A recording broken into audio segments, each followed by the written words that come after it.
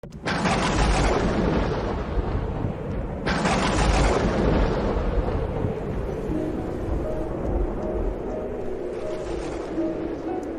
Seigneur soit avec vous. Et avec votre esprit. Évangile de Jésus-Christ selon saint Matthieu.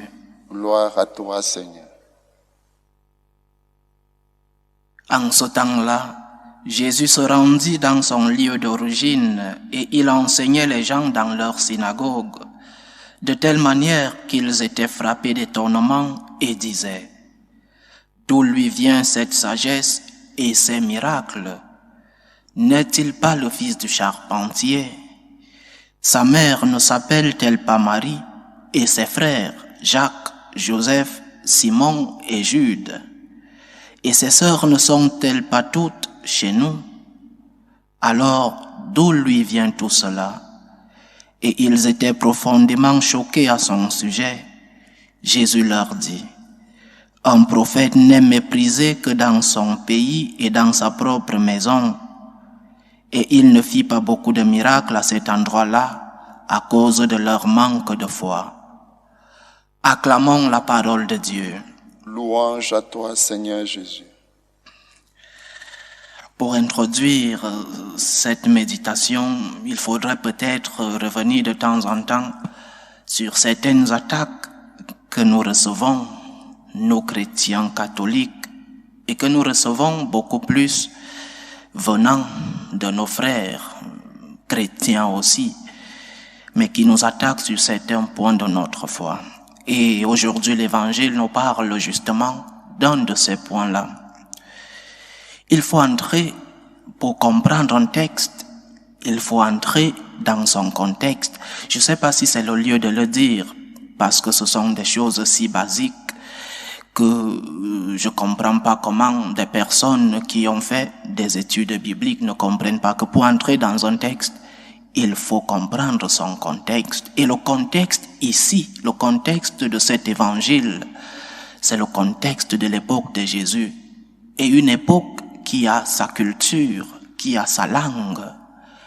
Et dans cette langue-là, il n'existe pas le mot cousin ou cousin germain, ou le mot demi-frère. Alors tous étaient frères. Que ce soit des parentés proches, que ce soit des fils d'un autre père, tous étaient des frères. Le mot demi-frère ou le mot cousin germain n'existait pas. L'Écriture utilise donc le mot qui existait à ce moment précis de l'histoire, le mot frère. Et ses frères, dit l'Évangile, et cite 4 frères, Jacques, Joseph, Simon et Jude. Pour attaquer la virginité de notre mère, on parle des frères de Jésus. On te dit que notre mère, la Sainte Vierge, a eu peut-être d'autres enfants avant d'avoir Jésus ou après, je ne sais pas. Mais voilà le contexte historique, le contexte culturel, le contexte linguistique de ce texte. Le frère, ce n'est pas celui qui est né de la même mère que toi, pas seulement celui-là. Le frère, c'est aussi le proche parenté. Le frère, c'est aussi, comme nous dit la tradition orientale. Cette tradition nous dit que Saint Joseph était déjà un vieux veuf et qu'il a eu d'autres enfants avant de prendre notre mère, la Sainte Vierge, comme épouse. Donc, il a eu d'autres enfants. Et peut-être ces enfants, ces premiers enfants, sont frères de Jésus, ce que nous appelons aujourd'hui demi-frères. Ce sont des frères de Jésus. Pour nous, la tradition occidentale, latine, notre mère n'a pas eu d'autres enfants, mais il y a des cousins de Jésus qui sont aussi ses frères. Nous ne pouvons pas entrer dans un texte sans comprendre le contexte, je répète. Et même, comment Jésus a pu laisser sa mère à un étranger, Saint Jean, qui était aimé par la Vierge et aimé par Jésus lui-même. Mais à l'heure de sa mort, si notre mère avait d'autres enfants, comment le Seigneur laisse mari à la charge de son genre qui n'était pas de la famille. Comment c'est possible? Alors que pour entrer dans le contexte juif de cette époque, une veuve devait être prise en charge par ses enfants, surtout par ses enfants qui étaient des filles, des femmes. Et c'était impossible, je dis impossible, de laisser une veuve avec un étranger. Donc, c'est pour peut-être répondre, il faut de temps en temps donner un peu d'enseignement à certains de nos frères qui nous attaquent sur des choses aussi basiques que celles-ci. Mais le plus important de l'évangile d'aujourd'hui, c'est ce constat que notre Seigneur fait. Un prophète n'est méprisé que dans son propre pays et dans sa propre maison. De temps en temps, je médite sur certains thèmes et par exemple, nous constatons que parfois les enfants d'une maison sont plus bons chez le voisin. Le voisin te dit, mais tu as des enfants géniaux, tu as des enfants si bons. Et à la maison, personne ne reconnaît cette bonté de l'enfant.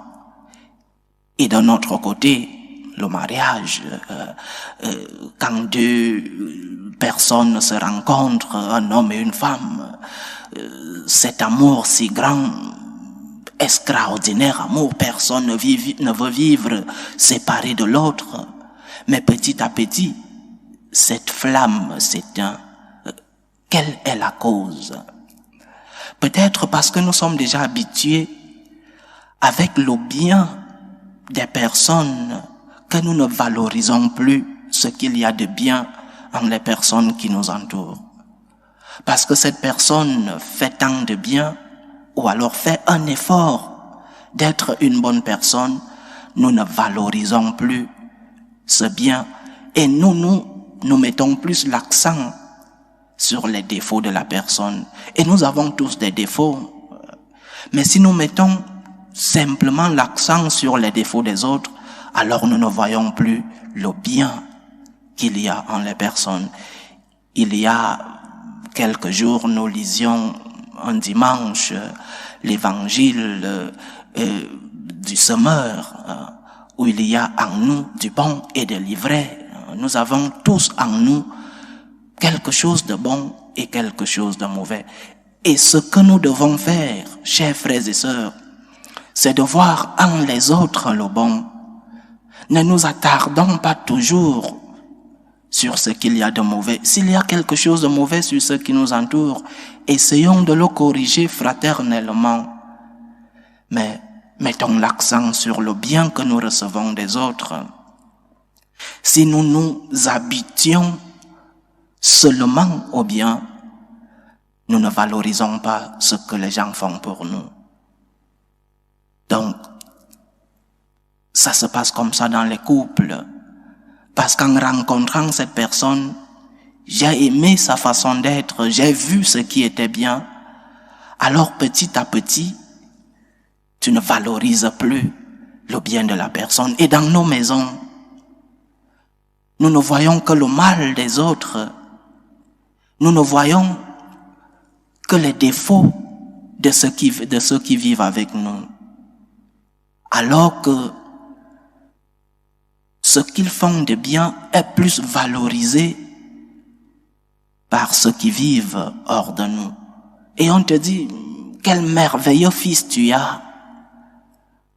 Ton mari, un trésor. Parce que toi, tu n'arrives pas à valoriser tout ce que tu as de bien chez toi. Le trésor que tu as chez toi, tu n'arrives pas à le valoriser. Un prophète n'est méprisé que dans son propre pays et dans sa propre maison. Demandons au Seigneur aujourd'hui de nous faire voir, de nous donner la grâce, de voir le bien, de voir les qualités de ceux qui vivent avec nous. Et s'il y a des défauts, il y en a sur nous tous. Essayons de les corriger fraternellement. Essayons, avec la grâce de Dieu, de reconnaître les qualités de ceux qui vivent avec nous. Loué soit Jésus-Christ. À jamais.